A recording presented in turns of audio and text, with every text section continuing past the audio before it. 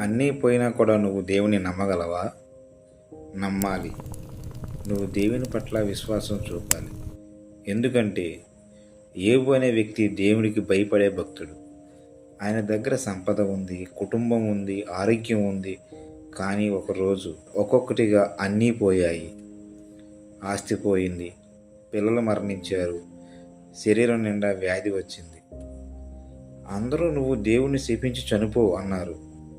కానీ యోబు మాత్రం ప్రభువు ఇచ్చాడు, ప్రభువు తీసుకున్నాడు అని చెప్పాడు. అతడు దేవుని విడిచిపెట్టలేదు. చివరికి దేవుడు యోబును మునుపటి కన్నా ఎక్కువగా ఆశీర్వదించాడు. అంటే యోబు జీవితం మనకు ఏం చెబుతుంది? నీకు వచ్చిన కష్టాలు, బాధ పరీక్ష మాత్రమే, తీర్పు కాదు. దేవుడు నిన్ను విడిచిపెట్టడు. దేవుడు నన్ను విడిచిపెట్టాడు అని కలత చెందకు.